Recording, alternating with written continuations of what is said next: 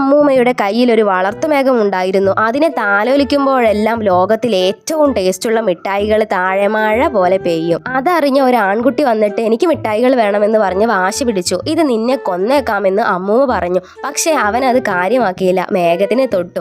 അപ്പോൾ തന്നെ മേഘം ദേഷ്യപ്പെട്ട് കറുത്തിരുണ്ട് അവന് മിന്നലേറ്റ് ഷോക്കടിച്ചു. താഴെ വീണ അവന് അവിടെ കിടന്ന ഒരു മിഠായി എടുത്ത് തിന്നു. അത് കഴിഞ്ഞ് മേഘത്തിനെ ബാർബർ ഷോപ്പിലേക്ക് കൊണ്ടുപോയി. അവിടെയുള്ള പെണ്ണ് ചെറുതായി മേഘത്തെ ട്രിം ചെയ്തപ്പോൾ ആ ഭാഗം മുകളിലേക്ക് പൊന്തിപ്പോയി. അതിനോ മിഠായി മഴ പെയ്യാനും തുടങ്ങി. അവൾക്ക് മിഠായി കുറെ കിട്ടാനായി ആ മേഘത്തെ കുറെ ഭാഗങ്ങളായി മുറിച്ചു. അതെല്ലാം മുകളിലേക്ക് പൊന്തി മിഠായി മഴ പെയ്യാൻ തുടങ്ങി. മേഘത്തിന് പെട്ടെന്ന് എന്തോ അസുഖം വന്ന് അതാകെ കറുത്തിരുണ്ട് ഉള്ളിന്ന് ലൈറ്റൊക്കെ വരാൻ തുടങ്ങി. അത് കണ്ടപ്പോൾ അമ്മൂമ്മ അതിനെ ക്ലിനിക്കിലേക്ക് കൊണ്ടുപോയി. ഡോക്ടർ ഒരു വലിയ സൂചി കൊണ്ട് മേഘത്തിന് മരുന്ന് കൊടുത്തു. കുറച്ചു കഴിഞ്ഞപ്പോൾ മേഘം വെളുത്ത് പഴയതുപോലെ ആയി അമ്മൂമ്മയോടൊപ്പം പറക്കാൻ തുടങ്ങി. അസുഖം ഭേദമായി തിരിച്ചു പോകുമ്പോൾ ഡോക്ടർക്ക് മേഘം ഒരുപാട് മിഠായി മഴ പെയ്തു കൊടുത്ത് താങ്ക്സ് പറഞ്ഞു.